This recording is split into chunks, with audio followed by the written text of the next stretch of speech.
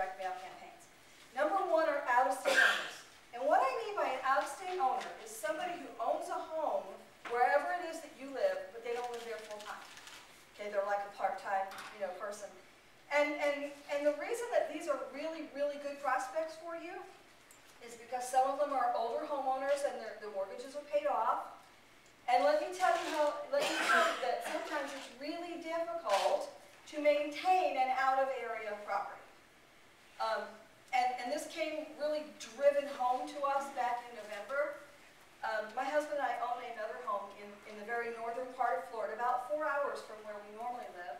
And we like to kayak. And so it's close to like the edge of the Kentucky and the Swanee River and all that good stuff. And so we bought this house about 7 or 8 years ago, actually, and then we had a new house built on the property 5 years ago. And let me tell you that there's nothing more exciting than have your friends start calling you at 11 o'clock at night and saying, hey, your front yard's a geyser. So it came home full impact on how difficult it can be to maintain an out-of-area property. So some of these are very, very good leads. Quitclaim deeds are also good leads. These are where you're going to find those estate and probate properties. This is also where you might find a situation where a couple got married and she does a quitclaim, say she owns her own home, and she does a quitclaim deed to add him to the deed on the property. So then you find out that she has a property and maybe he's got one and they want to sell one or both and buy one of their very own, also very good leads. Okay. What I'm all about today is filling your heads with lots of great information and giving you ideas of things that none of your competitors are doing. Okay, because if I give you great ideas of things that none of your competitors are doing, you're going to find leads and deals that nobody knows anything about. And when you can create a deal with a seller that nobody knows anything about, you can create a win-win solution between you and that seller. And I'm all about win-win. It's got to be win-win between me and my seller and be able to solve that seller's problem in a way that works for them and for me. So that's just kind of what we're all about. Number 3, farming areas by zip code. And this is something that I like to do. There's a couple of different kinds of zip code ranges that I like. I like the zip code areas where there are high-dollar luxury properties because luxury properties are bigger paychecks for us. And I also like those good old middle-income kind of neighborhoods because there are lots of folks who need and want to live there. And there are lots of great deals to be made there. So that's just a couple of the zip code ranges that I particularly like. And you'll discover that in your own area, what zip code ranges and what areas that you want to buy in. And once you do that, you will become a property expert in that area. It becomes very easy for you to just look at a house and know what the value is because you already kind of know what the dollar per square foot is in that area by doing repetitive deals in certain places. So does that make sense? Yeah. So the more deals you do in an area, the easier it is for you. Number 4, multifamily dwellings. Now what I mean by that are small and large apartment complexes. And some of you are going to be a little bit more interested in commercial kind of stuff. And this particular list, you can customize by the number of units per building you're looking for. For example, if you're looking for duplexes, triplexes, quads, maybe an apartment complex with 1 to 10 units, 10 to 20 units, whatever that might be, you can customize this particular list to bring you exactly what you're looking for. Number 5, hard to find sellers. And what I mean by that are those vacant properties. How many folks in the room are looking for vacant properties? Anybody? Good. Because vacant properties, folks, are free leads. They're free leads for you. All you got to do is keep your eyes open, be aware of your surroundings as you're driving the places that you normally go. When you're going to go to work or going to the grocery store, dropping your kids off at sports, whatever that might be, keep your eyes open for those vacant houses. And the more difficult it is for you to find the owner of that vacant house, the better a deal you're going to make. We've made tons of great deals on vacant houses. And I'll tell you something else.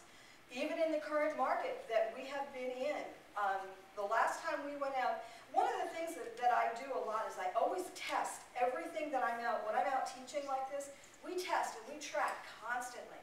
The last time we went out and did a vacant house hunt, we put the top down and went out for a nice drive on a sunny day down in Florida, and we found 57 vacant houses in an hour and a half. Of those 57 houses, only about 15% of them were foreclosures. The rest landlords who had enough of people tearing up their property, so they left them empty. They were estates where someone had inherited the property and just simply didn't know what to do about it. They were divorce situations like the one that I had, where he takes off, she takes off, the house is empty. So they were everything else but foreclosures. And there are great, great deals out there with vacant houses. So those are free leads for you, so be very, very aware. When you start working with me today, I also provide for you a skip trace service who will find the owners of those vacant houses for you, which makes it even easier for you to create that deal. We provide a skip trace service for you who will help you to find the owners of those vacant houses. And once again, the more difficult it is to find the owner of that vacant house, the better deal you're going to make. Number 6, pre-foreclosures. Now, how many folks are actively working the pre-foreclosure market? Okay, we do too.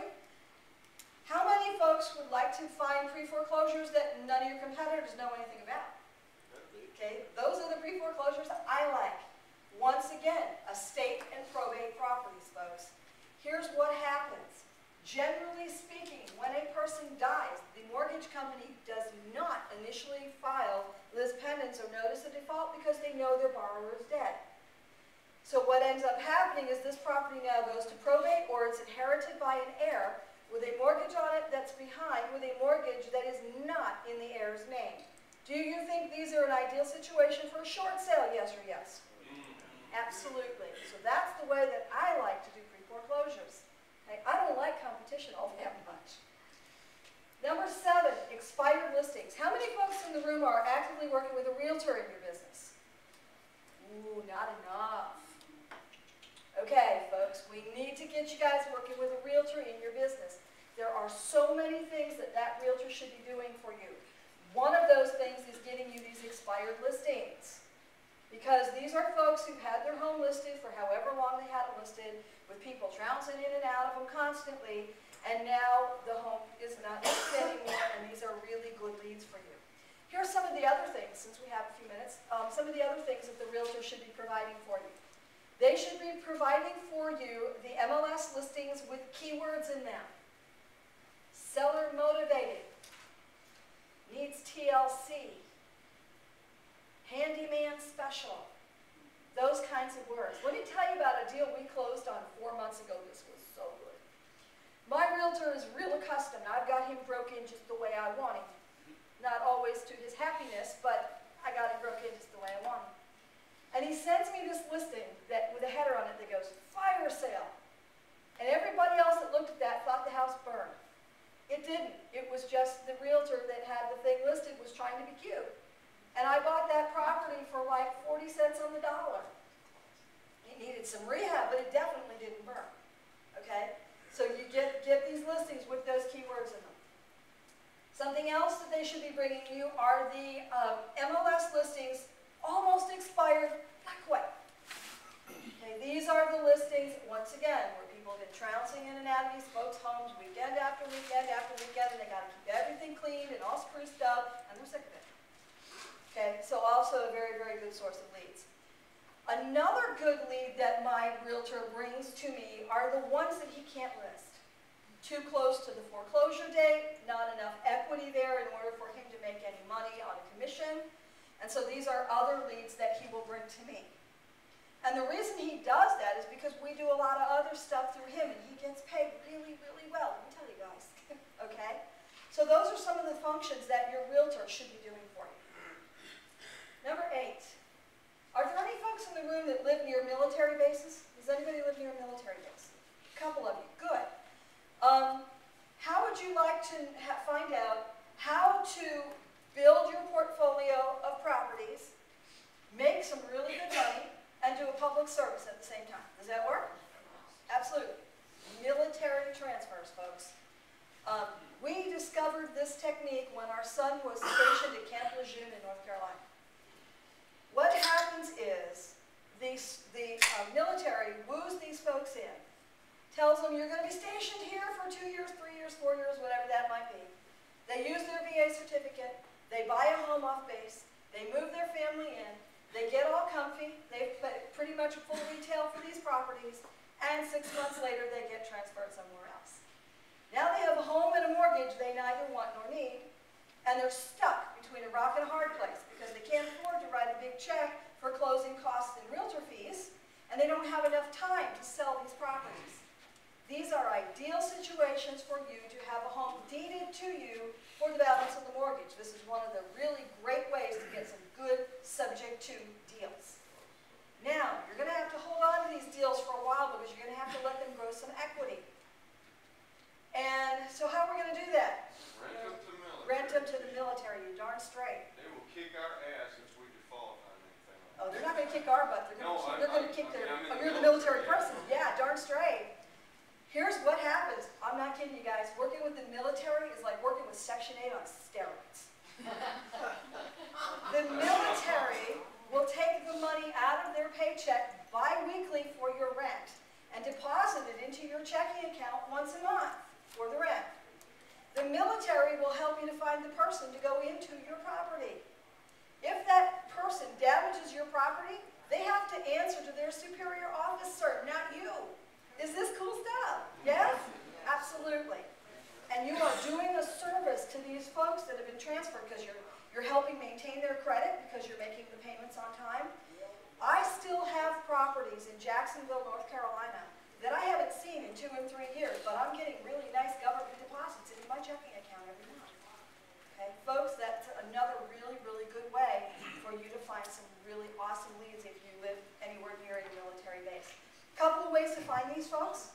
You can put signage out in the area that surrounds the military base. You can, there's, on some of the military bases, like at Camp Lejeune, there's like a little newspaper that goes out. You can put an ad in that newspaper. You can, since you're in the military, tell me what the office is called that handles all that stuff again, because I don't remember.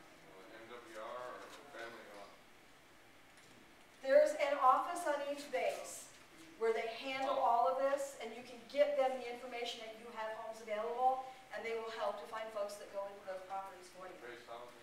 Base, that's it. That's it. Base housing. That's what it was. The housing department. I just want to say, in the prior service, one thing that everybody should know is you cannot advertise on any base or airport without authorization. And Correct. They will not.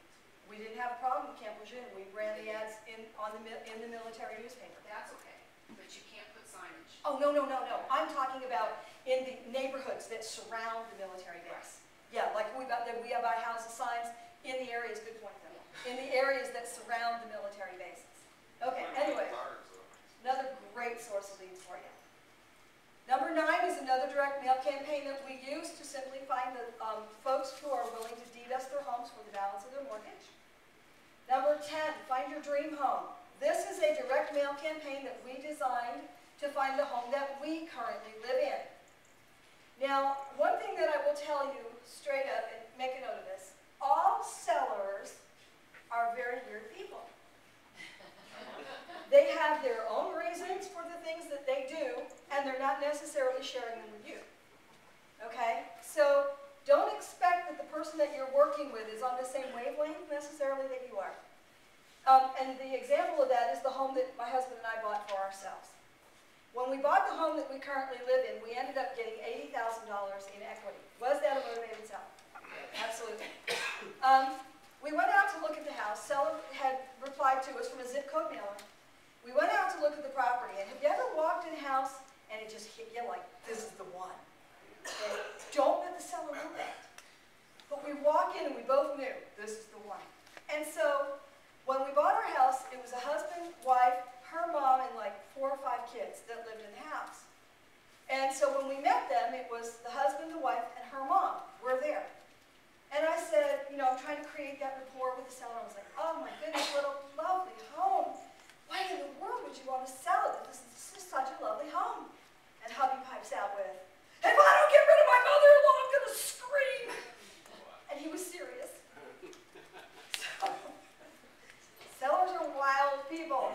We ended up buying the house, and the wife wasn't real happy about that. Anyway, but, so sellers are wild people. But finding your dream home is a really interesting mailing to do because you can customize this particular list with the specific parameters that you're looking for. So you can do it by neighborhood, by zip code range, by lot size, square footage of the house, whether it has a swimming pool or not, 1 story or 2, how many bedrooms, how many baths, so there's all kinds of parameters that you can use for this specific direct mail campaign. Now, I will tell you that this one will also bring you some really great luxury properties. So, once again, bigger houses mean bigger paychecks. Number 11, attorneys.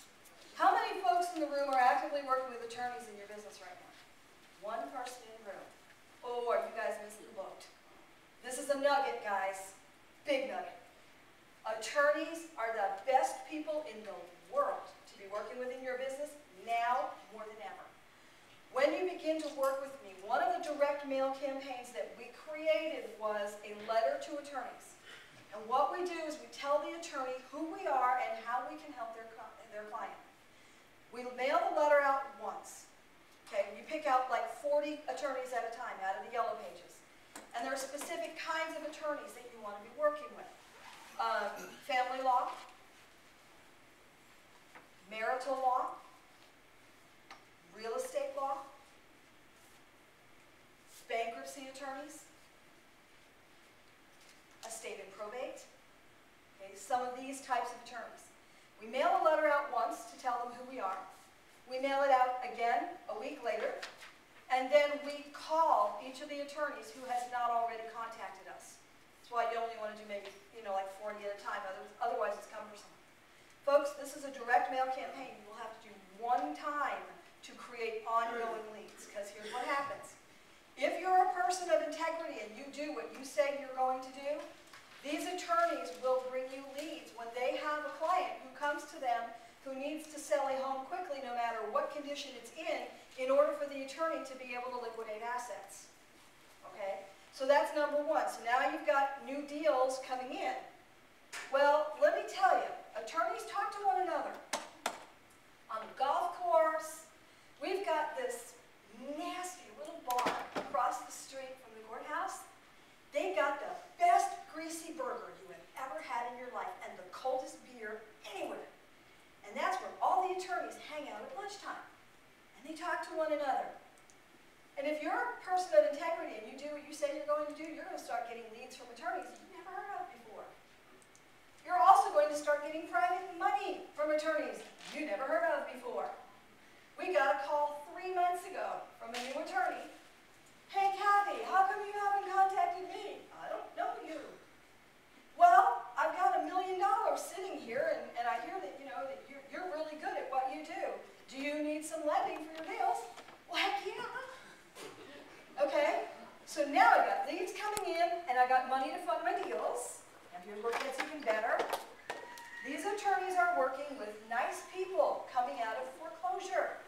And generally, the situation that got them into foreclosure was medical bills or an adjustable rate mortgage. They got way out of hand, those kind of things. So these are nice people with good jobs and good credit before they got into whatever situation caused that foreclosure.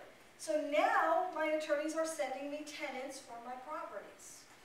My properties stay on the market for about, what, a day? A day. Maybe. A day. So now I'm working with attorneys who are bringing me deals, money, and tenants for my properties. Does that work for you guys? Absolutely. Absolutely. So that's a really big nugget. Sammy can call it a really big nugget. Okay. And number 12 are folks that own their properties free and clear without mortgages. And what that means to me is creative financing with those sellers. Okay?